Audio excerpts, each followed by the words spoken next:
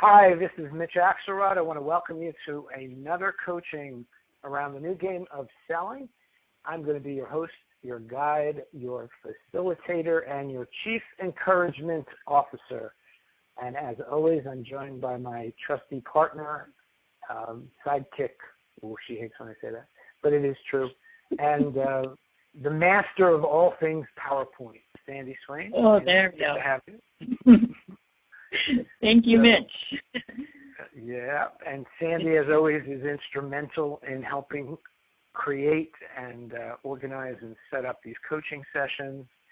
And of course, she's the one who takes my scribble and turns it into something that you can actually understand.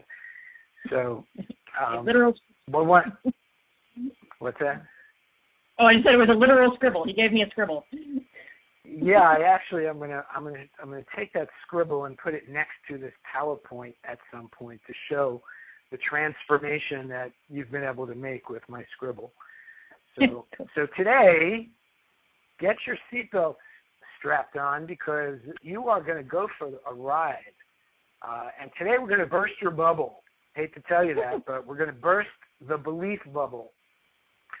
And so the belief bubble is something that came to me in one of those flashes of insight, I guess you could say. And I've known about it for years, but I never actually could put words to it. And what I realized is that I, like you, like each of us, I'm in a belief bubble. And I have certain beliefs that I hold on to and certain beliefs that, as you'll see, are holding on to me and some that may be holding on to you that might be limiting you as a person, limiting you as a salesperson, limiting you as a business person, limiting you as in other aspects and roles in your life, personally, professionally, and every other way. So what we decided to do today, as we always do for all of our coaching sessions, is come up with a topic, a theme that we know will be insightful, powerful, impactful, and make a difference both in terms of the inner game and the outer game. And today we're going to really focus on this thing called the belief bubble, all right? So as we move forward, think about your own beliefs. Start to get a grasp on some of the beliefs that you have. And so where do we start this conversation? We start the conversation with a question: what is belief? Now, if you ask 100 people, what is belief, you're going to probably get 100 different answers. They'll all be maybe similar, but they're all going to be different based on what your belief of a belief is or what your definition of a belief is. What I'm going to do is share with you a quote. And the context of this quote is actually going to be the context of our conversation today about bursting the belief bubble. And here's the quote. Belief is not merely an idea the mind possesses. Belief is an idea that possesses the mind. Robert Oxton Bolt. Robert Oxton Bolt was a British playwright. He was the screenwriter for movies like Man for All Seasons and Dr. Zhivago and Lawrence of Arabia. You might have heard of one or more of those. And he won 2 Academy Awards. But he was also quite a wordsmith. And when I read this quote many years ago, it literally knocked me off my chair. I just could not believe the simple but powerful message about how belief is an idea that possesses the mind. And I started to write down my beliefs. But I didn't write down my beliefs from the point of view of what were my beliefs and what were the content so much of my beliefs. I started to look at my beliefs from the context of, do I possess that or does that possess me?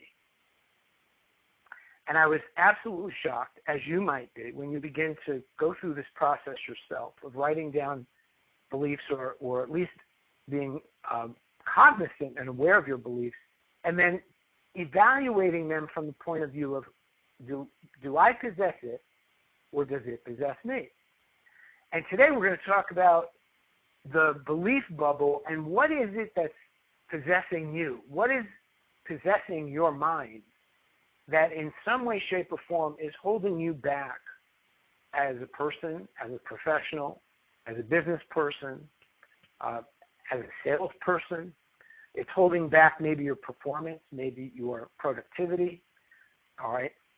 And so as we move forward, begin to acknowledge and bring to the surface some of the beliefs that you hold about sales or about salespeople. Maybe there's some beliefs that were instilled in you years ago about selling or about making money by selling something to someone else, or just about money itself. Beliefs around money, very, very powerful grip. The beliefs that we have around money hold on us. Maybe the idea of earning money on a commission. You have a belief around that. Or maybe you can recall some messages or comments people made, or opinions people shared about the business world or about selling, or an experience you have had or they might have had about selling, being sold something that wasn't appropriate, okay? Or maybe some of the fears that you have around disappointing yourself or disappointing others, or your competency, who knows? There's all kinds of beliefs that are probably swimming around in your mind. What we want to do today is we want to get a hold of some of those beliefs, bring them to the surface, bring the unconscious conscious, and then examine them in the light of, are they really serving us? All right? And if not, what can we do about it? How can we begin to let go of some of these beliefs or shift our beliefs? Okay? So let's start inside the belief bubble. Okay? Let's start within, because this is, as we talked about earlier, this is an inner game journey we're going to take today that has a profound impact on the outer game that we play every day. So what's inside the belief bubble? Well, let's start with the beliefs that possess me. And as we go through this, you're welcome to share anything in the chat that comes up for you, insights or ahas, or something you might be struggling with or wrestling with. And of course, we'll open it up to coaching in a bit. First, starting point of this is, what beliefs possess me? And that's going to take some time to actually sit down and maybe think about. But just for the sake of right now, in today's conversation, just think of a couple of beliefs that might be possessing you, whether good, bad, indifferent, whether they're serving you or not serving you. Just think of a couple of the beliefs that you have and start to make a distinction from this point on. Does the belief possess me, or do I possess the belief? And you'll see as we go along here, what is the distinction and how can I know if I possess the belief or if it possesses me? The belief bubble, inside this belief bubble, is what I would call the concept world. If you look at what is a belief in reality, there's nothing real about a belief. A belief can manifest into something real, but the idea, a belief itself, is a concept. And it exists in the concept world. It exists as an illusion in our minds. Whether we have a picture of that belief or not, we have an illusion of a concept and we call it a belief. And you can't see it in the world because it's not real. It's not tangible. It's not like a computer or a PowerPoint presentation or a phone or a prop or something. It's an idea. It's a concept. All right? And it's very important for us to distinguish concepts from reality if we really want to burst through this bubble and get to the other side of where all the good stuff is. Inside the belief bubble, it's somewhat safe and comfortable because we've been there, sort of almost like amniotic fluid, I guess you could say. All right? We've been floating in this belief bubble, and of course there's many bubbles, but if you consider one big bubble, and inside of that one big bubble are lots of little bubbles floating around, they tend to be safe and comfortable because we're used to them. All right? We've been around them for a long time. We've embraced them. We believe them. We trust in them. We invest in them. All right? And so we become safe and comfortable inside this bubble, this concept world. What we don't necessarily see, like the fish who can't see it's swimming in water, is because this bubble is so safe and comfortable and we're floating around in it, we very often don't see that we might be trapped in it. We might be boxed in by it. And as we go along here, think about some of the specific beliefs that you have about sales, about selling, about producing, about earning money, about serving people, or about the way the game is played that might actually have you somewhat trapped and boxed in. All right? Don't judge it. We're not here to judge it. We're not making it right or wrong or good or bad. We're just observing what are some of the elements, what are some of the contents of the belief bubble. All right? And the more you can just look at this as data as opposed to judging it, the more effective it's going to be and the faster you're going to make the transformation. One of the things that's inside the belief bubble would be our rules. Rules about how we think things ought to be. Rules about the way we feel other people should be. Rules about rules. Whether we like rules, whether we break rules, whether we like to make up our own rules and then get other people to kind of conform to our rules, or whether we prefer to follow other people's rules, or whether we just don't like rules at all. Rules tend to rule us, and many times they trap us because we believe the rule is sacrosanct, and so we've been taught from very early on in childhood to obey the rules, follow the rules, all right? So we start to make up our own rules, not knowing that we're making up our own rules that may trap us or box us in. One example of what I would call a rule or a concept or a belief would be perfection. Of all the things that may hold people back in sales, in business that I've observed, at the very top of the list, may not be number one or number two, but it's certainly in the top 3 or 4 or 5, is this perfectionistic tendency that everything has to be perfect before I can do something, or everything has to line up a certain way, or I can't do this until I do that, or I have to do this before I do that. Okay, perfection, which is an all or nothing game, essentially means I could be 99% of the time I could be successful, but I'm still not perfect because perfection is only 100%. It's a hard slave taskmaster perfection. And it's one of those beliefs that keep us boxed in, trapped inside the bubble, that we can't do something until it's perfect. Or maybe we have a rule that says we never show our work until it's done. There's a good one. We never show our work until it's done. And sometimes the world can pass you by while you're waiting to show your work until it's done. Why?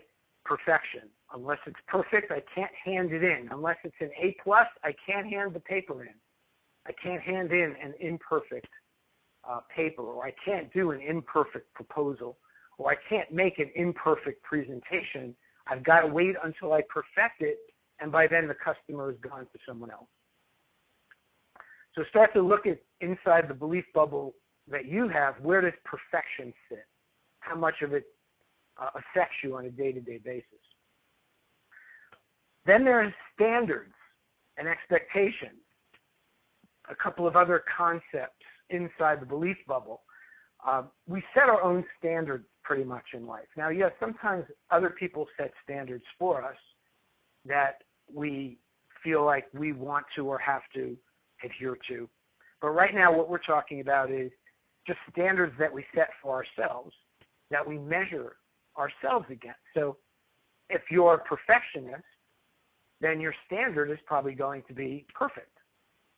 And your expectation will be perfect. And you will probably measure yourself against perfect, in which case you will always come up short.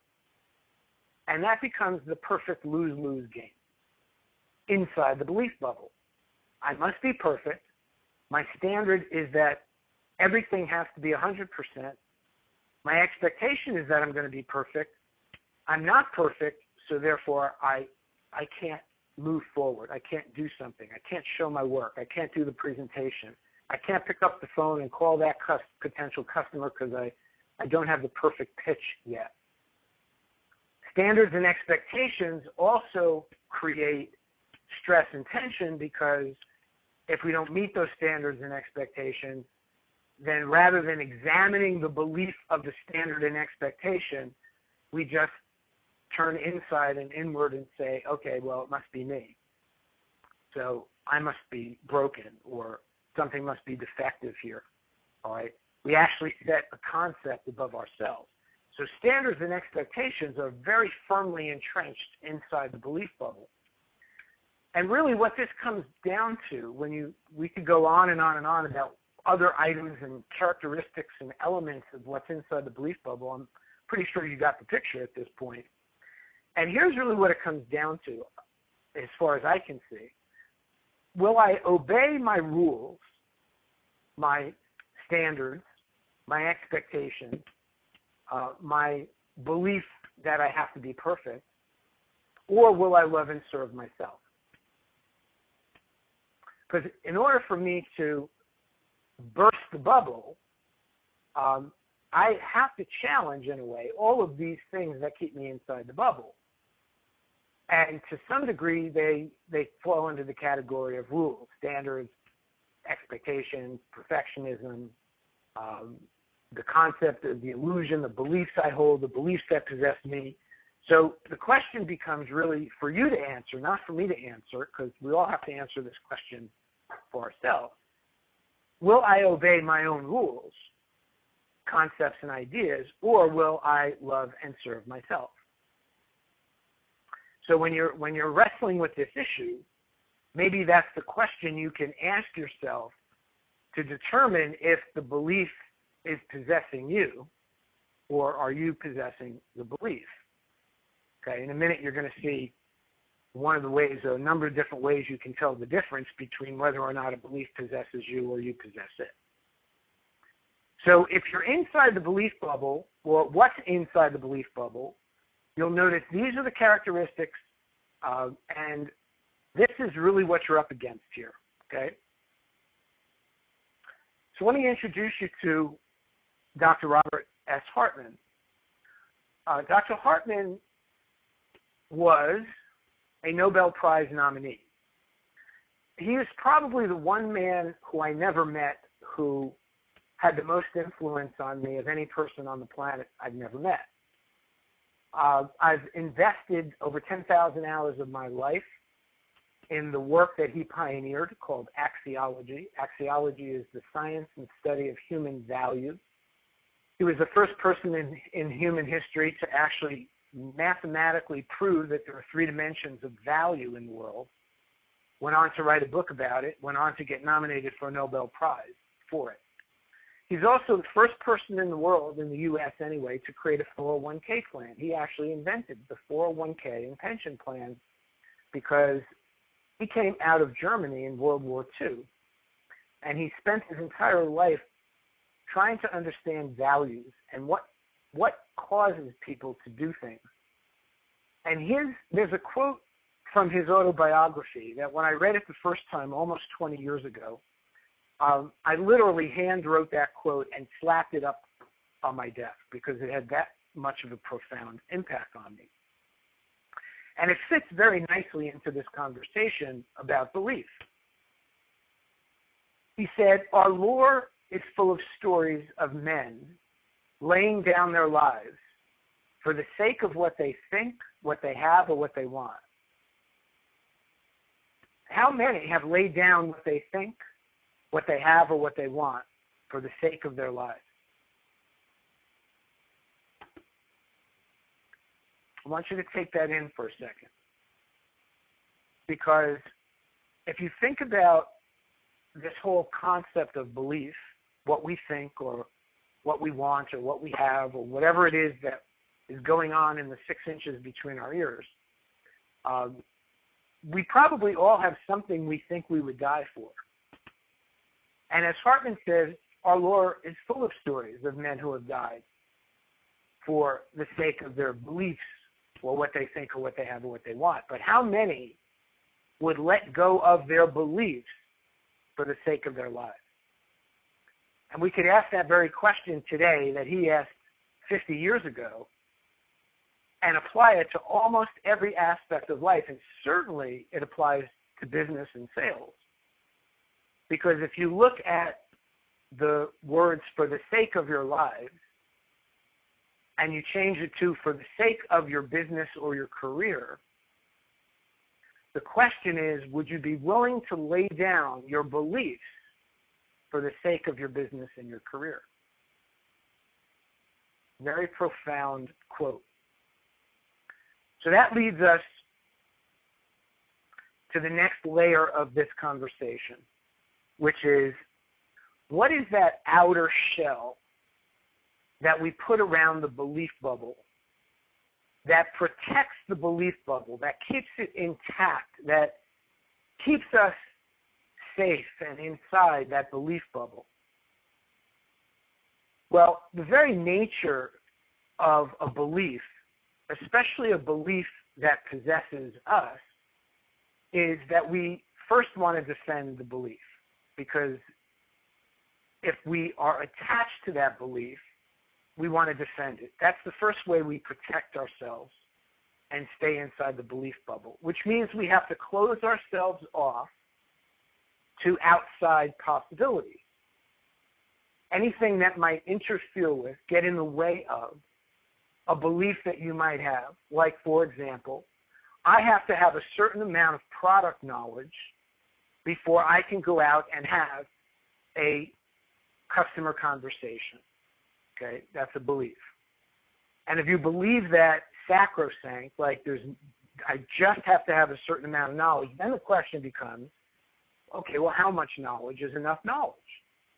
How much product knowledge do you actually need, or do you believe you need, until you will be ready to go and have a customer conversation? And chances are good most new salespeople or even experienced salespeople won't be able to answer that question. Because the curse of knowledge is that there's never enough knowledge. You can always have more knowledge. But the real question is more product knowledge serving you right now and serving your customers, or would getting out and talking to people and knowing that you have other people with the product knowledge be of greater service to you and your customers? If you're closed off to that possibility, then you're going to defend and protect your existing belief that you don't have enough product knowledge yet.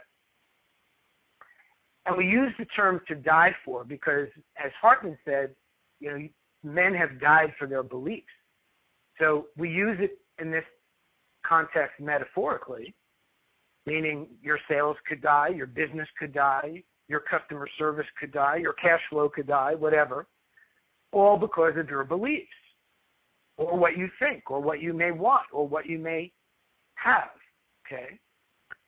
So what gets in the way and what becomes a real protective enzyme, if you will, within the body of the belief bubble are fear, ego, and pride.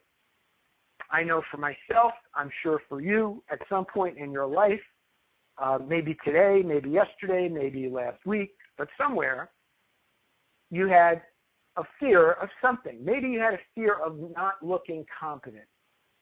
Maybe you had a fear of being asked a question that you don't have the answer to. Maybe you have a fear of making a mistake in a sales presentation because you haven't memorized the script correctly, right? Maybe you have a fear that you're not going to be worthy of being paid a commission on whatever it is that you sell. Fear can be one of the most insidious protective devices, keeps us stuck inside the belief bubble. Ego. Ego can be a friend. Ego can be the worst enemy.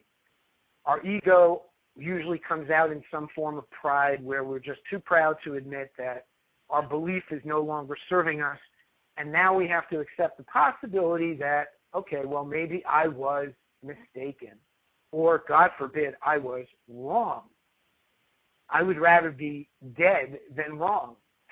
Some people would. Some people would rather be dead than wrong because they're so addicted to being right. And that leads to the next protective device, which is righteousness. So once we get it in our head that our belief is right, now we have to defend it, maybe even to our death. And I say that metaphorically because there are a lot of people who are working themselves to death. There are a lot of people I know who are basically killing themselves because of their beliefs about who they are and what they're worthy of and how much they're entitled to and how hard they have to work to justify their existence here on the planet. So fear, ego, pride, righteousness. According to all of what I've read in the years that I've been alive, I have yet to find a single characteristic that directly correlates to living to age 100. And I'm not sure that anybody can definitively say that if you do this, you will live to age 100, or if you don't do this, you won't live to age 100. However, one of the most important things that comes up over and over again is the quality of adaptability. Adaptability. Adaptability is the opposite of inflexibility. When we're in protective mode, defensive mode, keeping a tight bubble around ourselves, we tend to be more inflexible. So we're less open maybe to outside suggestions or comments. Maybe we take criticism personally because we don't see it as constructive in helping us get where we want to go. Maybe we take it as if it were an attack against our belief. All right? We want to be in control. And we believe that by controlling our beliefs and holding on to our beliefs and dying for our beliefs that we're in control, but holding on to things that no longer serve you takes a lot of energy, a lot of life force, all right? The more you're attached to something, I noticed that for myself. When I'm attached to an outcome, if I feel I want to sail, or if I feel like I really want to help this person and I got to do everything in my power to help them see the value I can bring to them, I'm attached to that. Now all of a sudden it's easier for me to get the senses or get single-minded about my objective, all right? And that sometimes can lead to what I would call an either-or frame of reference. These are some of the cues. I'm sharing with you my experience. This is not science. I haven't done 100 hours of research on this, but I have lived in the world for quite a few years, and I've been in this game a long time. So these are my experiences that I'm sharing with you to be alert to. And one of the ones you can be alert to that's protecting you, keeping you inside the bubble, is the frame of either or. So you might hear yourself saying, well, I got to do it this way or this way. Either it's this choice or it's that choice. I'm at a fork in the road and I can go down this way or I can go down that way. Okay? That tends to give us a win-lose choice. Like if I pick the wrong path, I could be wrong. I could be mistaken. All right? Either I meet the person in face-to-face or I won't meet them at all. So whatever it is that's got you in that either-or frame, very often this leads to frustration. It takes a lot of energy to stay inside this belief bubble. And it's feeling very heavy right now. These words are heavy words. They're words that create frustration, soul frustration. I'm not really expressing myself and who I am. Role frustration.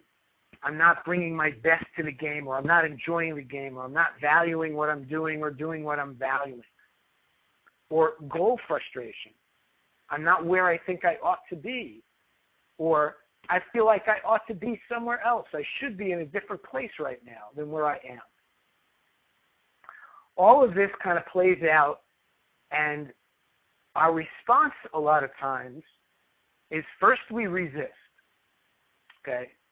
And resistance is kind of like drag, in that when something is in resistance, it's dragging, it's holding things back, all right? And you know when you're resisting anything in life, all right? It creates sort of a drag on all your progress, and it spills over into your personal life. And resistance leads to persistence. And persistence is the response of, okay, I'll just hit the pedal to the metal even harder because I've got to make this happen. We have to do this the way we thought we were going to do this. We got to get this goal. We have to hit our quota by this weekend. So let's push forward and let's persist even more. And then it morphs into insistence. And insistence narrows the playing field to essentially these things. One way, my way, the right way, the only way, and usually it's the same way.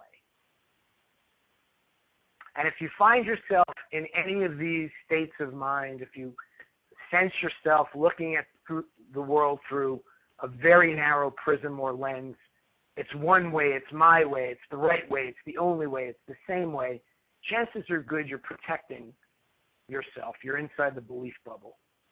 And what spills out the bottom are the words, I can't. I can't. I can't because, and you're going to see in a minute the because, the words that come after because. But essentially, when you're inside the belief bubble, just no different than when I'm inside the belief bubble, all of these things, or one or more of these things, are present for me, and I wind up hearing myself say, I can't. And sometimes I say it unconsciously. I don't actually hear myself. My business partner, Sandy, catches me a lot. She says, what do you mean you can't?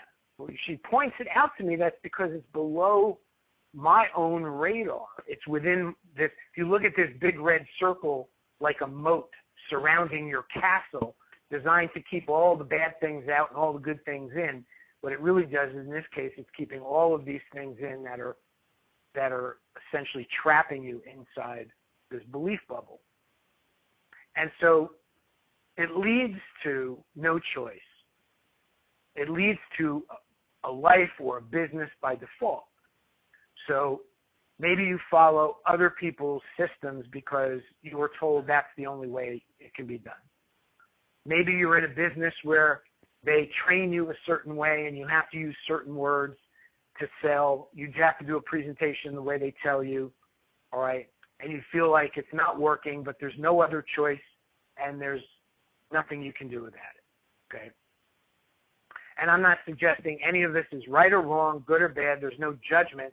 What I'm suggesting is you just observe this going on inside of you and observe this going on outside of you and become much more alert to it. And when you're alert to it and aware of it and attentive to it, it's much easier to transition out of it and into the next phase, all right? So this is what's present when you're protecting the belief bubble. When you're inside the belief bubble and you're holding fast, and at the end of the day, it's no choice, it's default. It's I can't because. And I can't because of the 7 deadly sins of self-abuse. This is my title. It's a little harsh.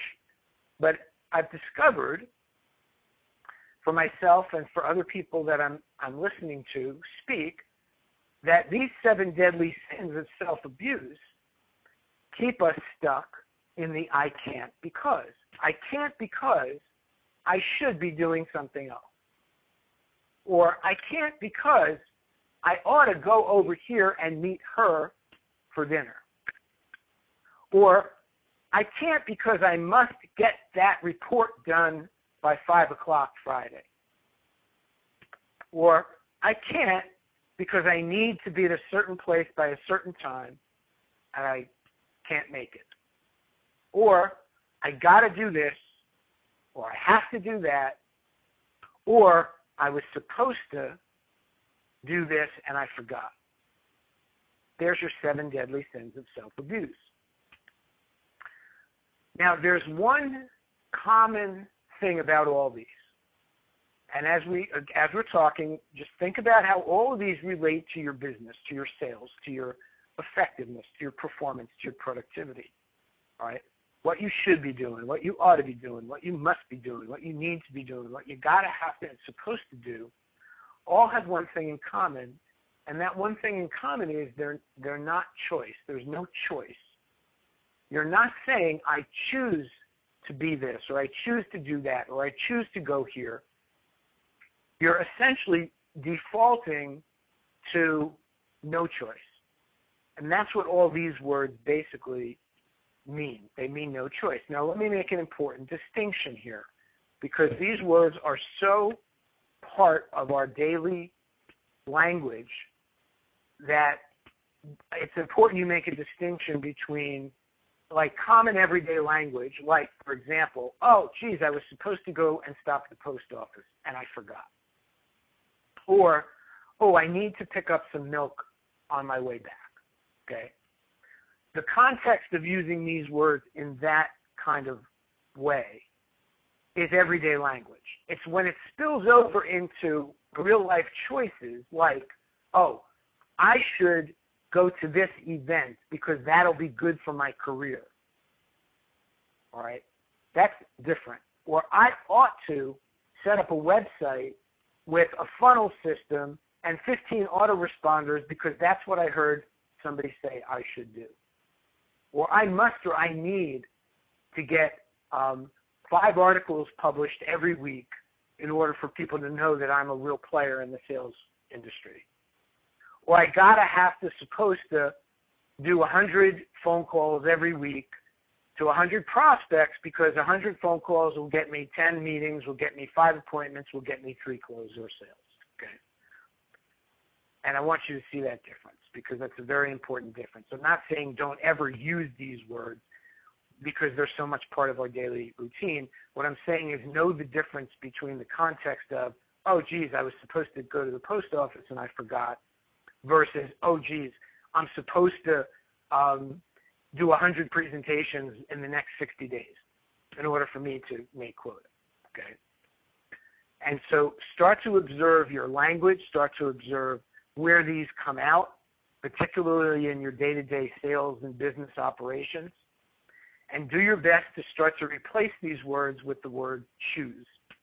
I choose to do this, or I choose to go here, I choose to be this, or I choose to whatever, all right? Because that puts you back in control, real control, as opposed to default, which is no choice. So now that you see the 7 deadly sins, you see what's protecting you inside the bubble, now let's see what we can do to burst that bubble. So bursting the belief bubble. Well, there's lots of ways you can go about this. I'm going to share some of the ways with you that have worked for me and the people I've worked with over the years. I'm sure you could add to this list. The first, I would say, and most important, is the whole issue of letting go and releasing. And so if there were one thing that would probably most quickly burst a bubble, it's, if you look at it as a balloon, is to undo the little, what do you call that, when you tie it together? If you undo the tie at the end, the balloon will, the air will come right out of the balloon. So there's a certain amount of letting go and release that's critical to burst the belief bubble. And the more willing you get to let go and release your own beliefs about things, or your beliefs about people, or your beliefs about prospecting, or your beliefs about the way people should respond to you, or the beliefs about what's protocol, that, you know, you wait 24 hours or I'll call you back in 48 hours or whatever. The more you let go, the more you release, the more open you are to what's outside of you, the easier it's going to be to burst this belief bubble. And as opposed to what you're willing to die for, I would love to change the context of that to what are you willing to live for? What beliefs are you willing to live for? It's easy to write down what you believe you're willing to die for, but I would start to write down what you're willing to live for. What are those beliefs that you can create that would energize you, get you excited? Because really, it's outside the belief bubble where all of the goodies of life exist. The joy, the self-expression, the personal and professional satisfaction and fulfillment that you get from serving people, from doing a good job, from being competent, from solving a problem, from helping somebody, kind of why you got into the business to begin with. It's very easy that when we're inside the belief bubble to become disconnected from why we even started to do the work we're doing, why we're working for the company, why we're working with the product or service that we're working with. When you get back to what is the why behind it, you look at the satisfaction and fulfillment of what your product does for people or what your service can accomplish for people or the stress it might reduce or the quality of life it might improve or enhance. Now you can get back to being excited and enthusiastic and passionate about what you do. It's very difficult to maintain excitement and enthusiasm and passion, which all are energy sources, when your energy is going into defending and protecting a belief system or a belief that possesses you, and it's essentially dictating your life. It's sapping energy from the excitement, enthusiasm, and passion that you could bring to the good things in life. All right? So begin to accept everything. That's not to say that you don't necessarily want to impact things or make a change or make a difference. All right? When I hear people say, well, we're going to change the world, it's like, okay, great. Well, change yourself and then watch the world change around you.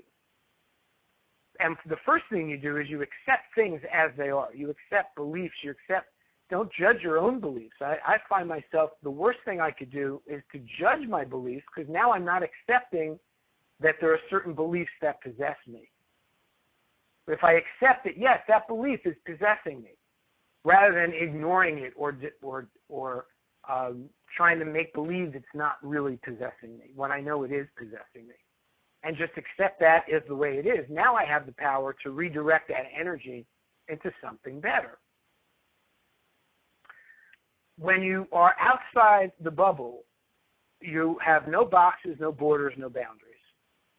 The bubble itself is like a circular box in a way.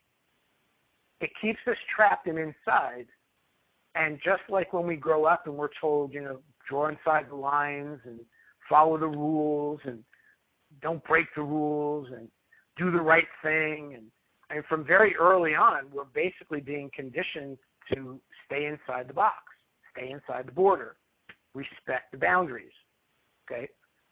Now, there's a difference between respecting people's boundaries in a very professional manner than setting boundaries around yourself and your own life.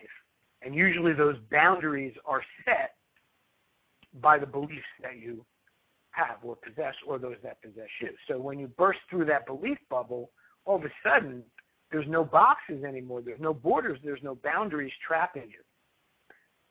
Because it opens up a whole new vista that there's many ways, there's new ways, and there's other ways to do things. There's plenty of ways. There's no one way to do anything, pretty much. All right? There's at least 2 ways to do pretty much anything.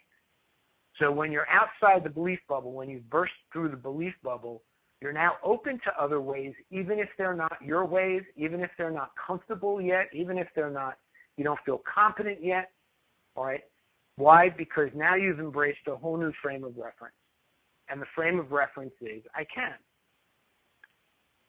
And when you embrace the frame of reference from I can, the frame of reference now shifts from I can't, and when you hear yourself say that, which sometimes I don't even hear myself say it.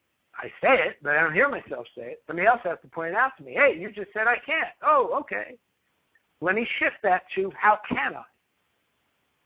If it's something that's important to me, if it's something that's meaningful, if it's something I want, if it's something I desire, if it's something I would like, something I would choose, instead of saying, nah, I can't, which might be my default belief possessing me, now I can say, okay, how can I? And that opens up all kinds of new possibility, opportunity, and at the essence and the heart of what each of us wants, which is personal freedom. Freedom to be able to choose by design the kind of business we want, the kind of product we want to sell, the service we want to offer, how we want to price ourselves, the people we want to work with, the kind of difference we want to make in the work that we do. All of this is outside the belief bubble. Choice. And the more you live outside of the belief bubble, the more possibility, opportunity, and freedom is there for you. It's always been there for you. You've just now burst through that bubble that's kept you from seeing it. And the more you can live your life by choice and by design. And the more you can build your business by choice and by design. The less you're going to play the game by default because you should, ought, must, need, gotta, happen, supposed to. Now, everything's in play, and the possibilities are everywhere. And amazingly, what will happen is some of the biggest challenges that you faced now might actually, the solutions might appear. They might have been there all the time, but you were stuck inside the bubble and you couldn't see it. And now, all of a sudden, boom, the bubble bursts and all these possibilities and opportunities present themselves in all kinds of new and exciting ways. And you find that your excitement, your enthusiasm, your passion for the game, you start to play for the love of the game again. So if you've gotten away from playing for the love of the game, this conversation might be very pertinent to help you get back to playing for the love of the game. So what do you do as a result of all this? Here are some action steps that you can take to move through this process more quickly. First is identify the beliefs that are possessing me. That's important. When I started to look at my beliefs, I couldn't get over how many of them were possessing me. And to this day, I still have beliefs possessing me about all kinds of things. The difference is now I'm quicker to distinguish those that are possessing me and those that I possess. So how do you know? Well, you've gotten some cues and clues here today, but here's a simple evaluation of the difference between a belief that you possess or a belief that's possessing you. If you can let it go, if you can question it, if you can challenge it, if you can replace it, if you can attack it, if you can laugh at it, if you can suspend it, then you possess it. If you can't do any of those things, then it's possessing you. If you can't let it go, if you can't challenge it, if somebody else can't challenge it or question it, if somebody else can't make fun of it or ridicule it without you getting hot under the collar, then that belief possesses you. And I bet right now you got one or two of them coming up where your collar is getting really red and really hot, that if somebody came along and challenged your belief, you'd just about sit down and slug them one, right? Maybe taking that a little too far. But you now know the difference. It's a pretty simple distinction, but it's a powerful difference once you get a handle on which ones are possessing you and which ones you possess. Start to ask yourself, what am I defending and protecting? Whatever it is that keeps us trapped, here's what I've discovered for myself. There's some sort of payoff we get for defending and protecting our beliefs. Maybe it's being right. Maybe it's being honorable. Maybe it's being virtuous. Maybe it's being whatever. But look at what am I defending and protecting, and maybe even go a step further and ask yourself, what am I getting out of defending and protecting my belief? Again, I'm not suggesting that defending and protecting a belief is a bad thing. It could be that you're defending and protecting a belief that everybody should have the right to say what they want, live the way they want. You're defending and protecting freedom. Great. I'm just looking at what am I defending and protecting? Why am I defending and protecting that? And then is that serving me? Okay. And then which rules that I've made up about my life, about my success, about my competence, about my character are not loving and serving me? Which rules have I made up about selling that are not loving and serving me? Okay, what are the things that I believe that when I think about them, they give me a pain in the pit of my stomach because even though I believe them, I know that they're not loving and serving me.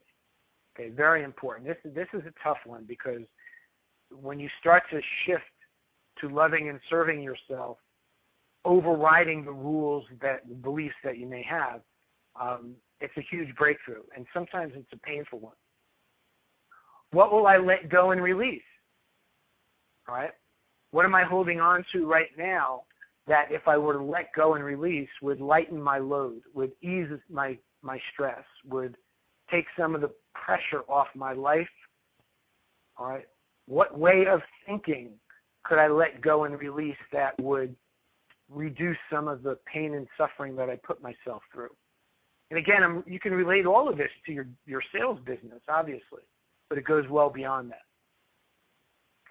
And this is an important one not to dwell on, more importantly to observe, what do I believe I can't do? What do I believe I can't do? So, for example, I cannot dunk a basketball. Never will, never could, never will, unless I'm standing on somebody's shoulders or they lower the basket. Right? So that's not something I believe I can't do, that if I somehow will myself to do it and tap into the law of attraction, somehow I will jump an extra 2 feet and dunk a basketball. That's something I simply cannot do. But there's a difference between that and something I believe I can't do because I believe I can't do it. All right? So start to look at what you believe you can't do and observe and reframe it in the context of, is that something really I can't do? Because there's either physical limitations, time and space limitations, certain other limitations that are conditions of the situation, or is it something I just believe I can't do, that if I shifted gears and asked the question, how can I do it, there might be a possibility and an answer out there. Like, how can I get people to return my phone calls? All right. Well, certainly not by saying the very same thing you've said for the past 50 phone calls that people haven't returned. Maybe you need to do something different. In that case, need is true. What new beliefs will I embrace? How can I begin to shift my beliefs, create new beliefs that I can live for and that I can get excited and enthusiastic around and that are true to my character and who I am, and not beliefs that either I made up or someone else made up to diminish my character or diminish my self-worth, or beliefs that I'm not worthy and deserving. And then lastly, what new possibilities and opportunities exist that when I suspend my disbelief, let's say, or I let go of some of the beliefs that I have, what new possibilities and opportunities could exist for me that maybe have been there, but I haven't been seeing them because I've been trapped inside my belief bubble.